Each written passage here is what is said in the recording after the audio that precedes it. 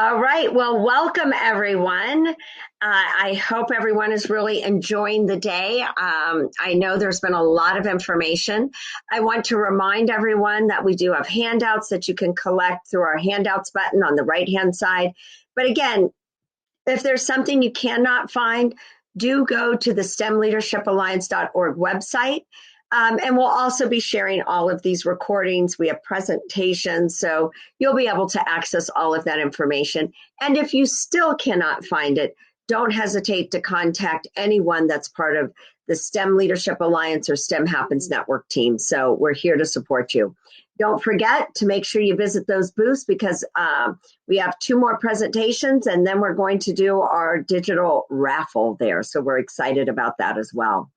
Our next presentation here is we're going to be taking a little bit of a deeper journey into assessment. So much happened during COVID that we really need to understand what was that learning loss, what happened, what were kids learning, because this is going to inform our instruction for the upcoming school year. So whether it's numeracy, literacy, which was really what started to be focused on, we need that information in order to inform us on how do we look at not just STEM, but integrated STEM. How do we connect the dots with the content area? How do we use science as the hook, but using the data that we gather from numeracy and literacy to understand this? So with us today, we're going to have Woody Paik. He's the Executive Vice President for Curriculum Associates, and he's going to come on stage now, and he's going to join us and really helping us take a look at a very recent study that they produced that's looking at math. So with no further ado, I'm going to ask Woody to come on stage and join me here, and we'll get his presentation going. And here he is. All right, Woody, it's all up to you.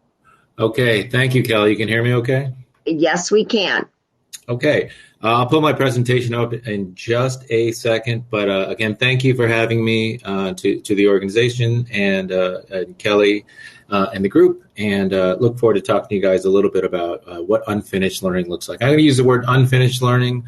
I'm not trying to be the word police here, but that's kind of the word that we've chosen to use as a more positive spin on what's going on in the world. So with that, I'm going to get my presentation up and running. Okay, so we're going to talk a little bit about how the kids are doing. So we have data from the fall, the winter, and the spring now. And this report that you can access via this link was just published last week. So it's hot off the press, and you guys are some of the first people to see it, actually. So let's go ahead and get started. So this is just a plug to read the research. I think it's super interesting, and we have a large national footprint, so it'll be a pretty representative view of what's going on across the country. With that, I want to take us back about a year. You guys remember last spring, right? Spring of 2020. These were the headlines. I'll let you read them on their own. That we saw littered across all media, right? COVID slide. How bad could it get? This one actually, after school had just been closed 8 or 9 weeks, talked about kids having lost a full year potentially. It could be huge. There might be a lost generation, et cetera, et cetera. So I think we all understand that those analyses didn't turn out to be true. The kids were more resilient than that. The teachers were able to be more resilient than that and persevere through all of this. And the thing that was that really bothered me, I read all of these research studies, and the thing that really bothered me about that is that research was based off one single premise, which was they were trying to equate last spring to historical summer vacation. That's how they did it. That's how they came up with all these conclusions, right? And so I think analytically that might be not the best approach for lots of analytic reasons. But beyond that, personally, I think that was insulting to educators because I talked to a lot of educators in the spring of 2020. As far as I can tell, they were all working their tails off, right? So it was the farthest thing from summer vacation in my view. Okay, so I think we understand that what the data was suggesting last spring was not in fact reality. Recently, and I'm very careful here, trying to be politically astute here. I've got publications on the left and the right and the middle here, right? There's some headlines that are saying, hey, reading is only a little behind. Numbers stayed about the same. Math doesn't look great, but kids are catching up, right? So these are very rosy pictures in contrast to the sky is falling picture from last spring. So how can that be? Like, what's going on? What's the truth? And the reality is, all these headlines I just showed you, in my opinion, are wrong, right? The reality is somewhere in the middle. The sky is not falling, but the kids are not okay. Okay, the reality is somewhere in the middle. I want to talk a little bit about how we know that and what we're learning so far.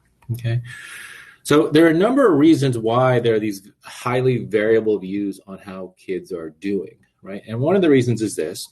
Okay, if you look at this graph here, we were able, when we tested kids digitally, we found that in the fall, about 34% of the kids took their tests in school, or 66% somewhere outside of school, primarily home. In the winter, 44% took them in school, and in the spring, 64% took them in school. Okay, and we rendered this information by simply asking the question you see on that laptop there, right? We just asked the kids, "Are you in your building today? Yes or no?" Right? Okay, so a couple things about that. Number one, it is very clear that testing results from home cannot be compared to testing results in school. Right? It's 100% clear, right? And just to understand what's going on there, at the K2 level, if you're testing at home, the likelihood is you got a little bit of help from well-intentioned, right? Well-intended help from big brother, big sister, mom, dad, whatever it may be. Okay, and then maybe some kids that are looking to get a little boost in one way or the other. So there's some not so great things happening in terms of testing remotely, but there are also some really good things. You know, I interviewed some kids in Georgia who said, of course I do better when I'm testing at home. Sally isn't sneezing on me. Johnny isn't making funny noises. There's no bells ringing in the hallway. I don't feel time pressure, etc. So there are good things and bad things about remote testing. But here's the thing. We've never tested tens of millions of kids remotely like this, right? So I don't have an apples-to-apples comparison, number one. And number two, it is clear as day that the results we're seeing from testing at home are different than results we're seeing by testing in a traditional proctored environment. So that's one reason why the headlines are sort of all over the place and creating these sort of misconceptions, because they don't necessarily take this into account, right? Another thing to understand here is this, and this is just the way we render our information in iReady, the program where that was the basis of this analysis. Just at a high level, if you're green, you're on grade level. So at mid-year, about 42% of kids pre-pandemic nationally are at grade level. About 41% are a little below. And if they have a great year, they'll catch up. If not, they won't, unfortunately. And about 16% of the kids are very far behind. That's just how we look at the world pre-pandemic, midway through a school year. When we took a few million kids who tested in school, instead of it being 42% of kids on grade level in the middle of the school year, it dropped to 32%. Okay? We took a few million kids that aren't statistically any different, right?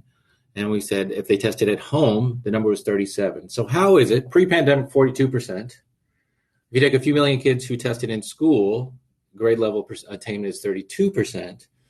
If you take a few million kids who tested at home, it's decidedly higher at 37%, right? So if you think about it, if we have some principals on the phone, if my test scores drop 10%, like I'm looking to rehaul what I'm doing. I'm really looking to second guess my strategies. If my test scores drop 5%, right? It just may be that I've got a couple of new teachers I really need to work on, or some curriculum changes aren't sticking really well, right? But those are very, very different results, right? 32% versus 37% on grade level versus historically 42%. Different testing environments clearly have rendered different testing results, okay?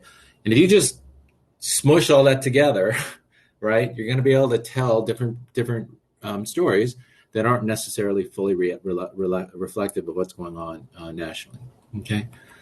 Another thing is, even if I wanted to just kind of average kids who tested at home and kids who tested in school and start trying to draw conclusions, the other problem is this.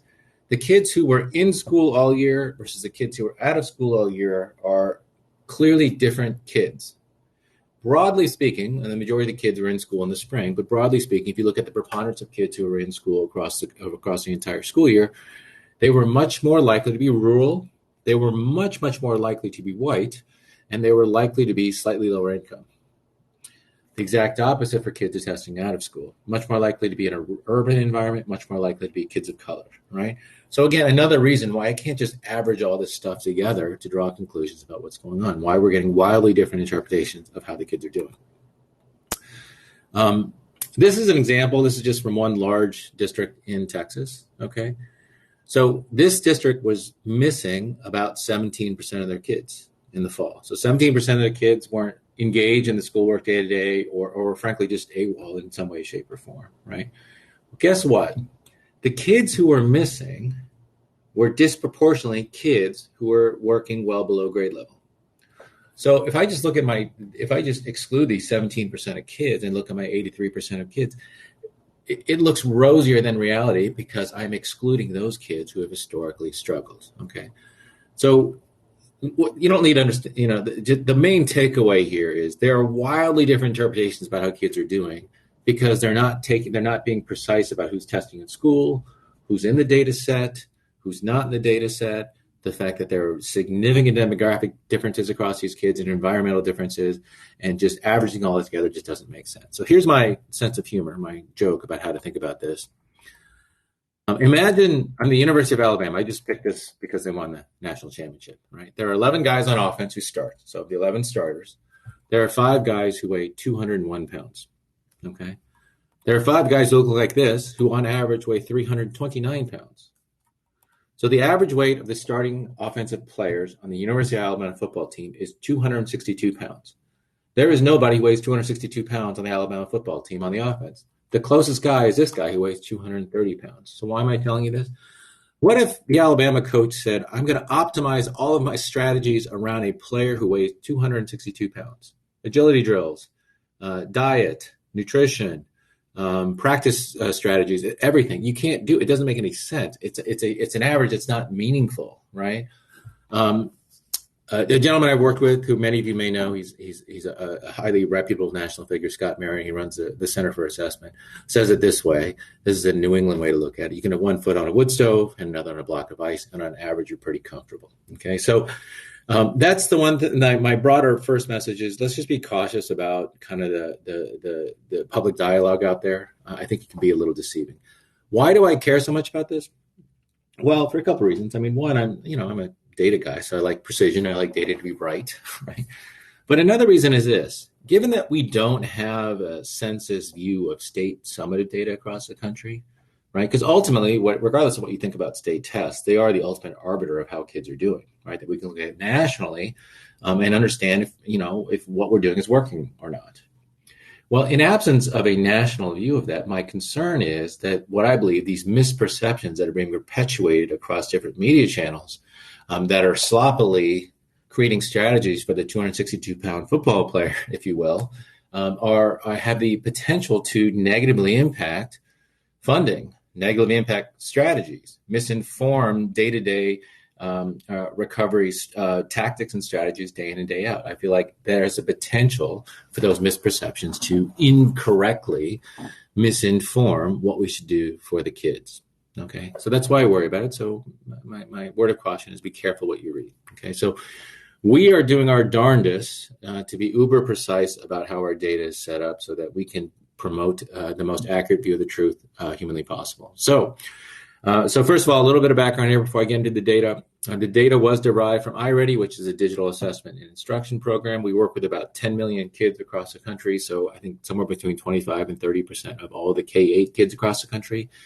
We do reading and math. Given the focus of this conference, I'm going to just show you the math data. And how did we make it sort of apples to apples? So what we did is, first of all, we're only doing the deep analysis on the in-school data.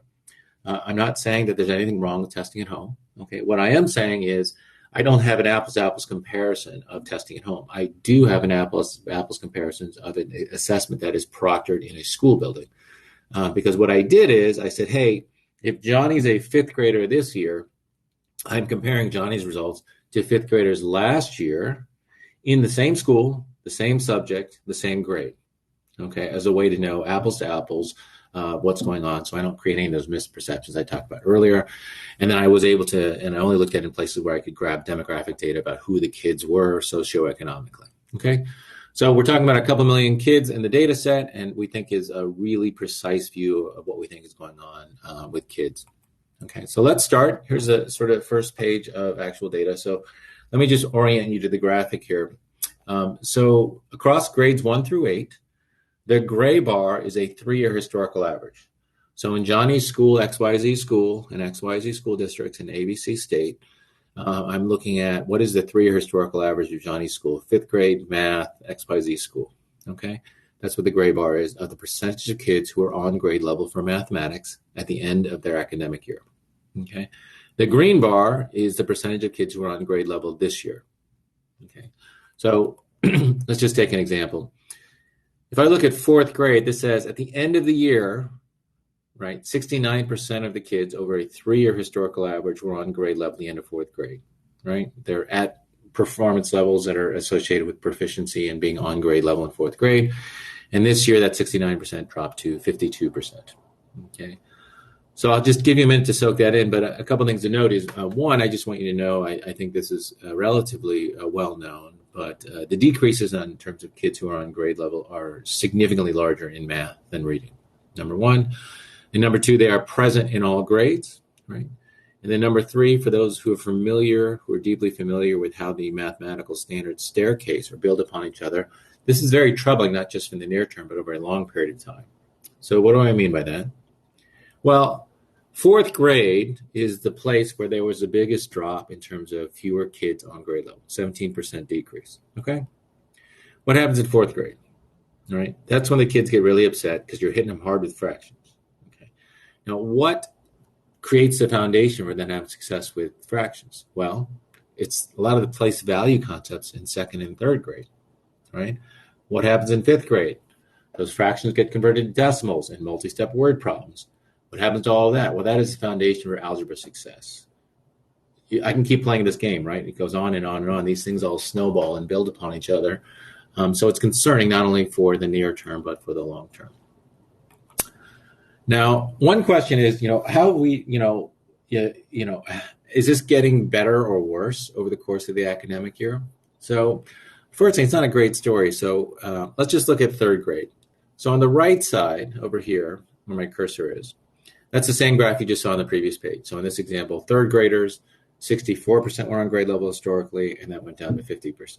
Okay. If I look at the same analysis in the middle of the year, 44% were on grade level historically, and it was at 32% at the mid-year point. So the left data point is assessment data of the percentage of kids on grade level in the winter, and the right side is the same thing for the end of the year. Okay, so what do we see? Number one, this year, it went from 32% of kids on grade level in the winter to 50% in the spring, right? So in the second half of the year, I went from a third of my kids being on grade level to half. Okay, what does that mean? That means that teachers did great work. Kids learned a lot. They progressed. We went from a third of the kids to half being on grade level, right? So I progressed 18%, 32% to 50. Okay.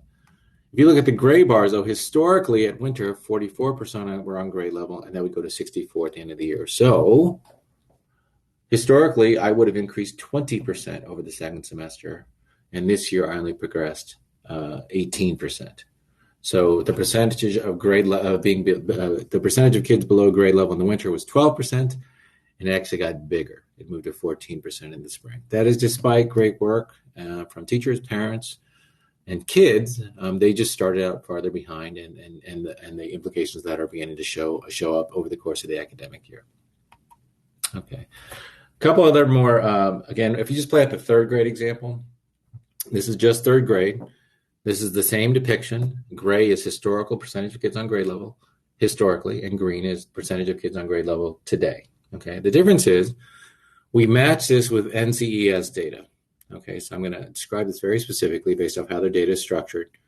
The left set of bars are for schools that serve majority Black students. The middle bars are for schools that serve majority Latino students.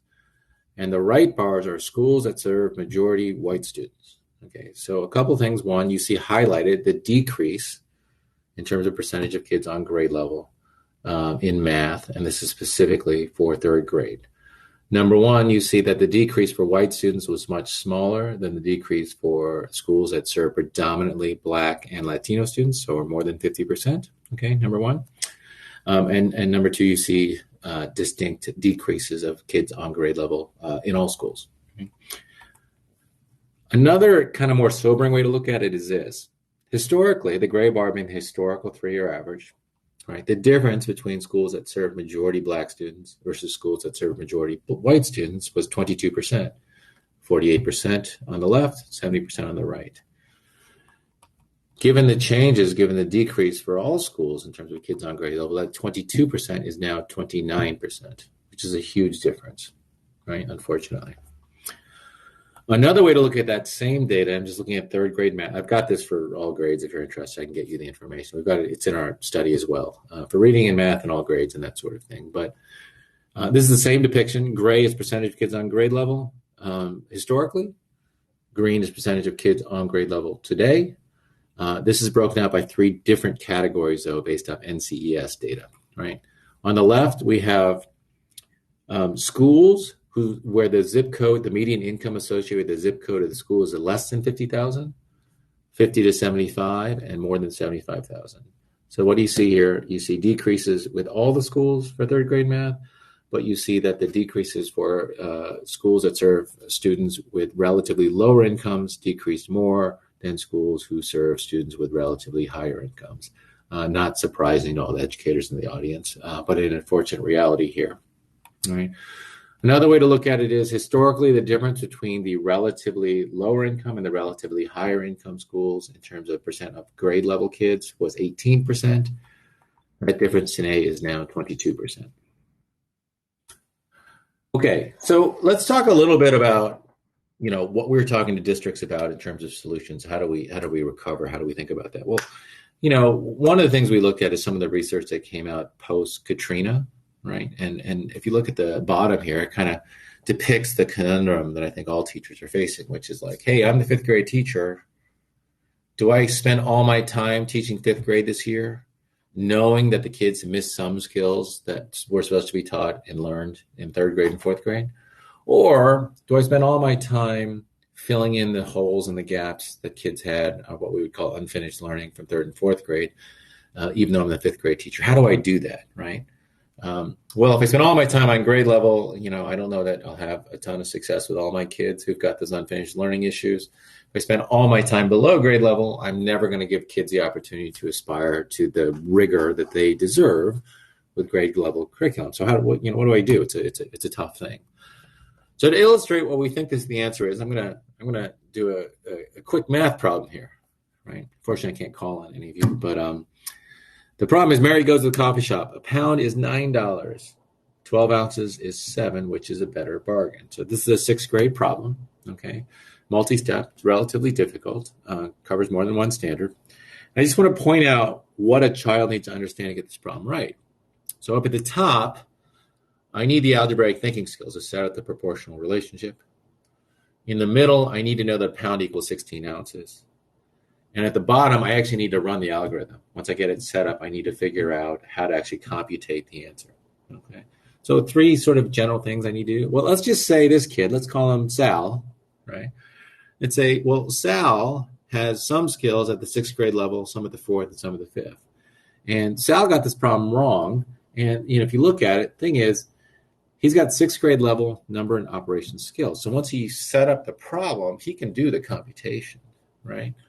Sal has fifth grade level skills for measurement and data. So he knows a pound equals 16 ounces, right? Sal's problem is he's got fourth grade level skills for algebraic thinking. So he didn't know how to set up the problem to get started. So why do I give you this example? Well, I just want to point out that this sixth grader Sal cannot solve the coffee problem because of unfinished learning that ideally should have been taught and learned and mastered in fourth grade. Okay.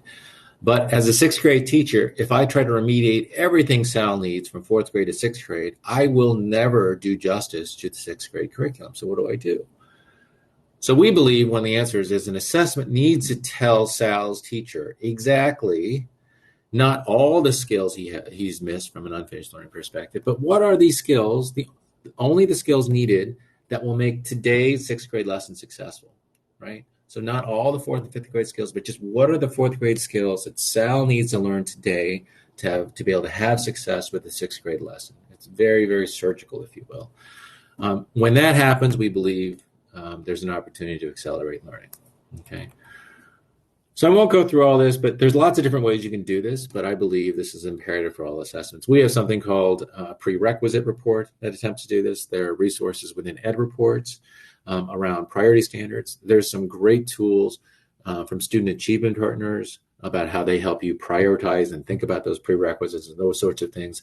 So there are lots of ways to do it, but we think it's imperative to have an opportunity to accelerate learning in math. Okay. Now, I've shown a lot of data pretty quickly, but I just want to kind of, this is my attempt to make it feel a little bit more real in sort of pictures, if you will. So imagine, let's turn back the clock. Imagine it's the fall of 2019, pre-pandemic, if you can remember those days, right? And I've got desks here, red, yellow, and green, and this is a typical classroom. And about a quarter of the kids are in the green chairs, meaning they're on grade level. They're cooking with the gas. They're on a great trajectory. They're doing awesome, right? I got about half the desks are in yellow. So in iReady, yellow means you're a little behind. So those kids, if they have a great year, they will catch up. And if they don't, they won't. They have a level of learning such that they can track with grade level curriculum. But their ultimate ability to reach grade level is up in the air, right? And then you have the kids in red. These are kids who are multiple grades behind in terms of the math skills, about a quarter of the kids. These kids, in order to realize success, are going to need additional supports of some kind. Okay, so that's, a quarter in green, a quarter in red, about half in yellow. That's a typical classroom pre-pandemic. Well, I think in the fall of 21, there's going to be a different distribution of these desks. So let's just talk about what the changes are that I just depicted here. Right. Imagine I went from 7 kids in green to 4. Right. Imagine I went from 7 kids who are multiple grades behind. These are the kids who are going to have difficulty and challenges tracking with grade level curriculum without additional supports. I went from 7 to 10. Okay. Imagine there's a couple of kids who frankly have not consistently engaged or participated in school during the last year and a half of the pandemic. Right? And imagine there are 3 kids who will remain virtual for different reasons. So I'm the teacher. I have 25 kids in person, but 3 I'm also going to have to teach virtually simultaneously, which is very hard, by the way. Right?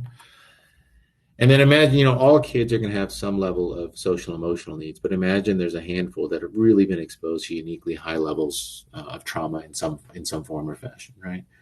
And imagine that's just one teacher. Right, that's what every teacher is dealing with, right? So that is my pictorial representation of some of the data that I went through. And I do want to throw out, as we think about this, this is a tough thing. And the way I think about it, this is a different job than it was in the past.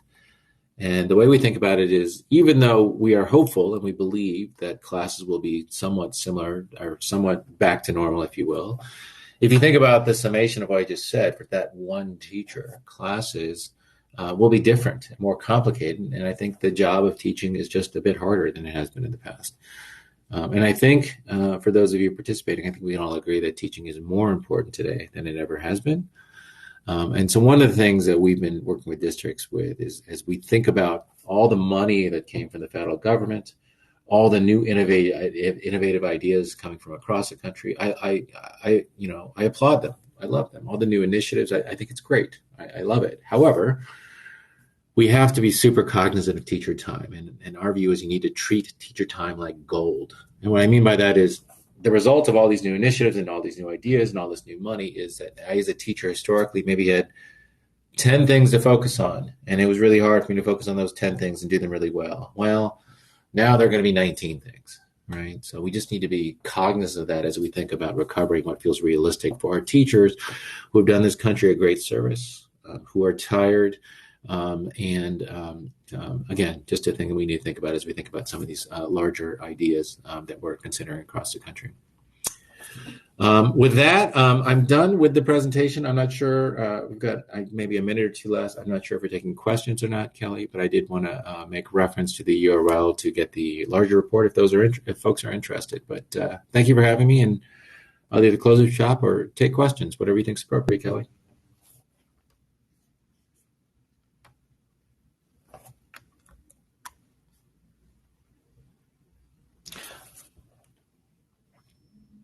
Oh. Okay, well, I had myself on mute there, so sorry, because I was saying that was such a great presentation. There was so much data, so much information that was there. So just, and I think you also shared a little bit of just about kind of moving forward. And I think this is going to be, and I like how you talk about it. It's like, we've got to understand the data. We got to know where we are at, and we're going to move forward. And so, is there just any comments that you have? Because I know we only have a couple minutes here, but just for schools, I mean, how do we start the school year? What should we really be thinking about? Well, I guess I'd say a couple things. As it pertains to, again, we work in math and reading. For math, I think the key word to me that comes up all the time is the word coherence, right? Obviously, we understand coherence about standards. We understand coherence about instructional strategies. But to me, it's really about coherence around all initiatives surrounding math, so that teachers really have a fighting chance to juggle all those balls in a way that all the things feel complementary and integrated and coordinated, right, to me. And then I will say this, even though this is a STEM focus, this does have a huge impact on STEM, which is on the reading side, the biggest concern, without question, are primary grades, foundational reading skills, right, like phonics and things like that. That is the number one issue, in my opinion, because it not only impacts reading, it impacts math and science and social studies. And there's all sorts of scary statistics about not mastering foundational reading skills at an early age associated with not graduating from high school and all sorts of other outcomes that we do not want, right? So to me, those are the big things. Coherence around math and just doubling down on foundational reading skills, to me, are the largest priorities for schools, period. There was a quick question that just came up is, what is your opinion on the use of screeners in math and ELA? Will these be informative? Well, I have opinions. So screeners are super helpful to kind of gut check really quickly, how am I doing with the kids? Who's okay, who's not okay, et cetera, to set strategies, okay? The problem with screeners is if a kid doesn't do well on a screener, the very likely outcome is you're going to have to give them some deeper assessment. So the problem with screeners is if you give them and the kid doesn't do well, you're almost invariably going to have to give them another test, another diagnostic of some kind, because screeners only give you a sense of whether the kid's doing okay or not. They don't actually do a ton to inform instruction, right? A traditional screener, like a 5-minute type screener, if you will. For us personally, we try to combine screening and diagnosis into one assessment. We think that's more efficient, but that's a highly debatable topic. If the question is understanding how kids are doing early on from a screening perspective, do I agree that's important? 100%. If we're going to debate approaches, whether screeners should be integrated with or separate from deeper assessments, I believe they should be integrated, but that's my opinion. That's abundantly debatable. Well, this is terrific. You shared that information on how we can get that participants can get that. I would love to, have it here so we can also share it too, because I just think this is so helpful. And I have to say, I need more time, Woody. I need to really look at this and digest this right now because there was a lot that came at me fast. So. So I want to thank you for that. I also, as I said to everybody here, you'll be able to access this information. You have additional questions, just let us know. We'll have you be able to connect with Woody as well. Yeah. And then just get ready for 2022 because Woody, we're going to be asking you to come back because now we want to look at what's happened since then. So the data continues to grow. I think this is a huge learning opportunity for all of us. So I'm really excited about that. Once again, Sal, do you want to close out with any comments? I apologize. I have my camera on, but it just decided it doesn't want to show me anymore. So Sal? And Sal, you're on mute. Thank you so much, Woody. We've been doing this now for a few years, and you have been sharing the data with us.